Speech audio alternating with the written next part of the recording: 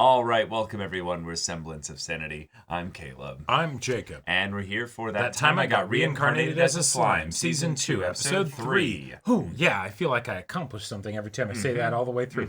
Give yourself a pat on the back. Exactly. Yep. But Rimaru's doing the trade offers and negotiations and all that stuff. It's going very well. He's interacting with the dwarves now. They're a bit impressed to see him in such state. Yeah, and this is, I would say, the benefit of having the large world and ensemble cast is that you can have little bits of continuity as you bring people back that you haven't seen in a while. Because it's like, it's kind of like a sitcom almost. You can pull the characters back up and be like, hey, remember them? Yep. Let's have them interact now. Even this Clayman guy that we saw in Season 1, but it's like, wait, who was he again? He kind of looks like a vampire or something, or I'm like 99% sure he was a schemer in Season 1. Season 1 is a while ago, y'all. But it was. The main thing here is that with Rimuru bringing kind of his own kingdom into talks with other kingdoms, means that those that were introduced to him first as like a slime, for instance, are going to be like, oh, this is...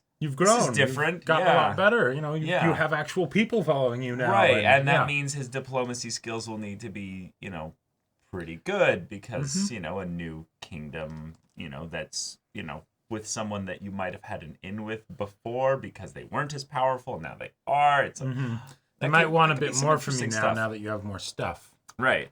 Booze, for instance. True. But yeah, y'all, without further ado, let's get into this. All right, everyone. Now be sure to go check out the reaction portion of the video in the description below, then come back here for the discussion.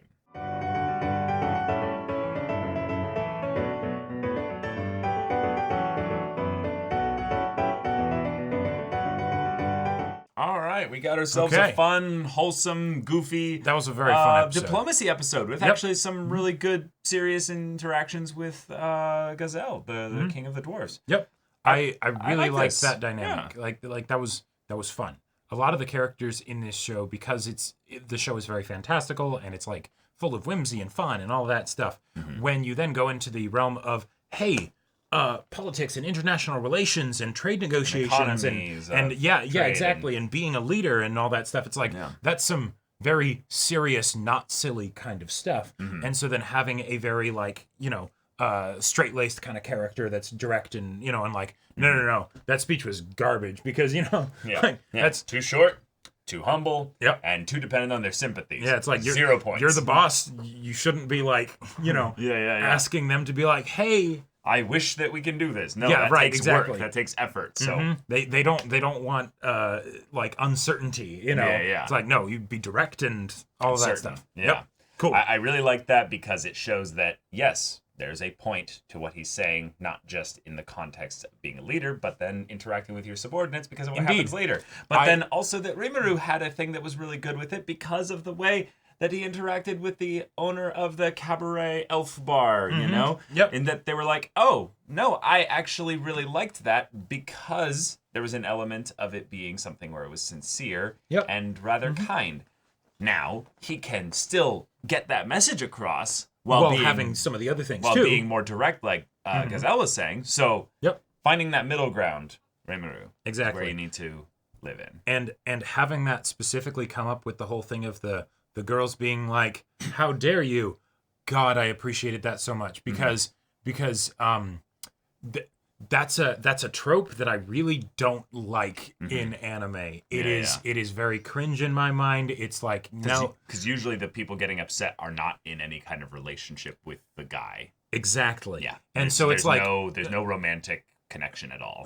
Right. And it's like, what are you talking about? Right. But no, then they both subverted that in two different ways. One, in the whole thing of him being like, oh yeah, I should have been more direct and not, had it dependent on their sympathy and all that stuff. But then two, they weren't mad that Rimuru went there. Maybe Shion was, but it was just you didn't tell us. Why'd you tell us? So we might have, because they didn't really say this, but they might have panicked in his security as well. Sure. They're really powerful. So they're like, wait, whoa. You just suddenly disappear in the night? Yeah. What are we supposed to think? Yeah, exactly. Why not just tell us and be like, give us orders and be like, no, I'm going here to get entertainment, you two stay here. I'm sorry. You'll ruin the fun. This is a boys' night. You're this not is a invited. boys' night. You know? Exactly. Right. So, you honor my wishes.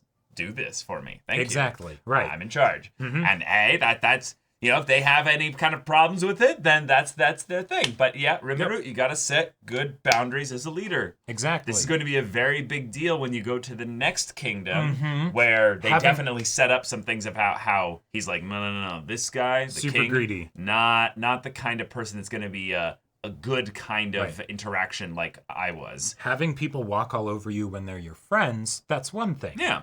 Having people walk all over you when they're not your friends.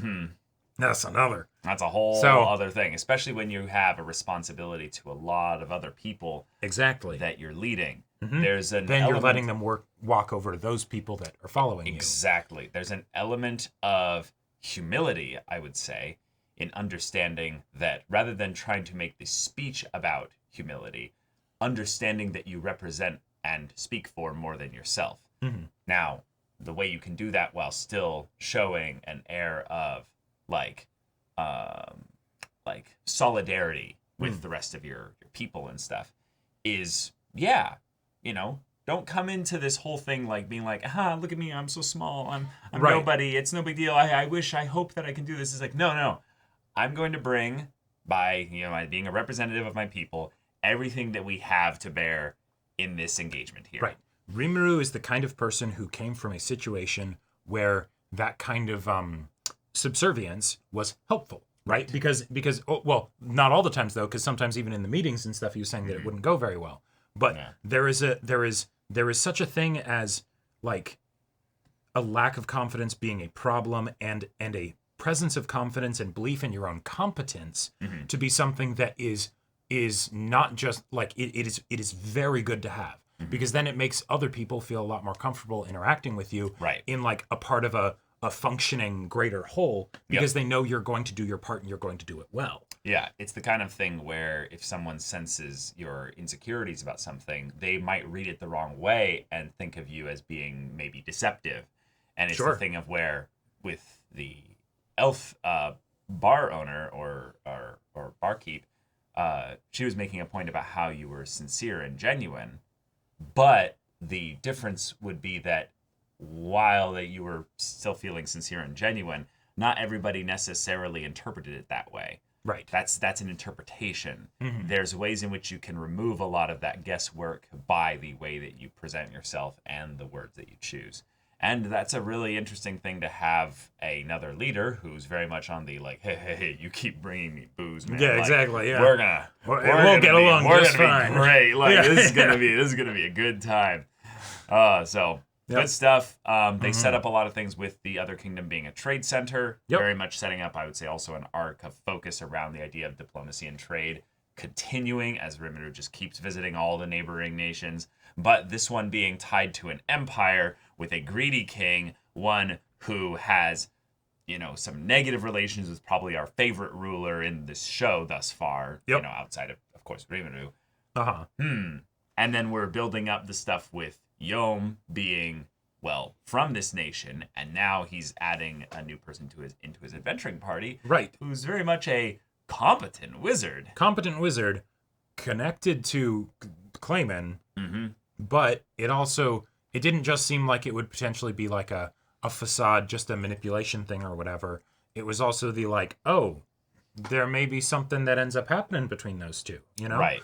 So, if that ends up happening, what, like, will that change potentially, her mission? Because I'm sure that he probably sent her to like infiltrate their organization. Yeah, Muran. Yeah, she was introduced in the last episode, and the thing about her is that I feel like she is very much I am going to basically be, infiltrating the kingdom to get either info or do something with them.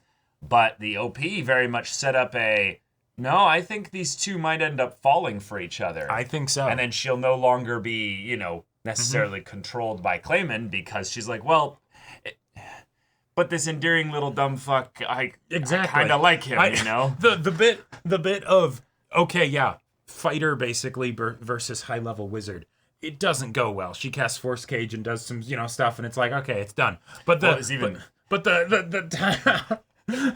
like that was so great. That was some wonderful animation. I do like though that she didn't use, just not to be.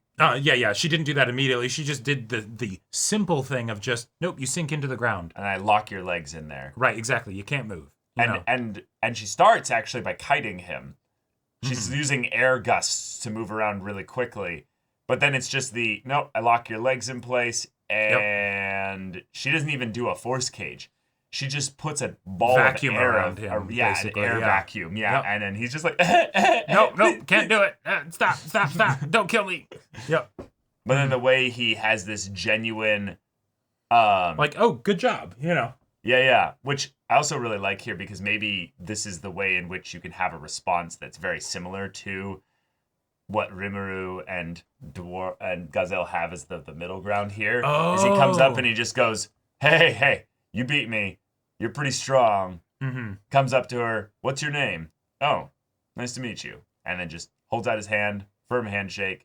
Right. And she's just like, oh, right, okay. All right, yeah, sure. Because she's probably used to her efforts not really being appreciated, and among other things, because the little bit that we saw from when she was talking to Clayman. She was terrified of him. She was terrified of him. Yeah. So, not a healthy relationship. No, not exactly. I'm also just curious because of the stuff about people being theoretically summoned here. There's a possibility that she's someone like that, where it's something that her power is, and her creative critical thinking is the kind of thing that people in this world are just not used to. The idea of her casting spells in a I almost will like say a smart gamer kind of way, where it's like, wait, we don't have great examples of wizards so far in this story, because we've got the ogres that then got turned into very powerful Kijin magic users, all that stuff, and then we've got the one little wizard guy, and it's like, I see you don't have any good wizards. You could use a good wizard. Hey. She's competent with fire magic, it seems, because because that was a good burn. Good burn, yeah. Yeah. Okay. Yeah. But all right. Yeah, good setup for the next episode. And y'all, if you want to see the next episode's reaction and discussion right now, go check out the link in the description below for our Patreon. You can get an early access there. You can watch full-length timer reactions there, and all this comes with Discord access. You can chat with us in the community there about this show, about anime in general, and also be sure to check out our Twitch channel. We stream every weekday. The info's in the description. Yes, if that interests you, we'll see you there. But until then, we're Semblance of Sanity. I'm Caleb. I'm Jacob. And we'll see you all next time.